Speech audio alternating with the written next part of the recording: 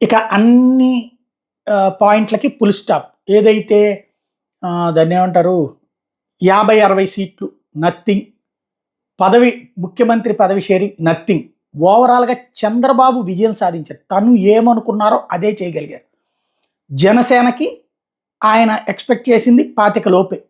ఇంకా ఓ రకంగా చెప్పాలంటే రాధాకృష్ణ గారి ఎక్స్‌పెక్టేషన్ కంటే తక్కువ. రాధాకృష్ణ గారు లెక్కేసింది 32 పవన్ కళ్యాణ్ అడిగారు 27 దాకా ఇస్తారు. 24 దగ్గరే ఆపగలిగారు. తద్వారా పవన్ కళ్యాణ్‌ని తన దారిలోకి తెచ్చుకోగలిగారు. భారతీయ జనతా పార్టీ దగ్గరికి వెంపర్లాడకుండా వాళ్ళకొక సంకేతం ఇచ్చేశారు. మీకు కావాలంటే రండి లేతే లేదు మేము అనౌన్స్ చేసేసుకున్నాం. 118 అనౌన్స్ చేసాం. అని దాదాపుగా 120 యేసుకుంటే ఇంకొక 57 మాత్రం మా దగ్గర ఖాళీగా ఉన్నాయి. వస్తే అందులో ఉంటది. లేకపోతే మీ ఇష్టం అన్నటువంటి సంకేతం ఇచ్చేశారు. అదే సందర్భంలో పవర్ షేరింగ్ అన్న ప్రసక్తే లేదన్నటువంటిది తేల్చి చెప్పారు. బాబు ధైర్యంగా తెగించిన నిర్ణయం తీసుకున్నారు. దాంట్లో పవన్ కళ్యాణ్ ఓకే అనుకున్నారు. భారతీయ జనతా పార్టీ మరేమంటుందో చూడాలి.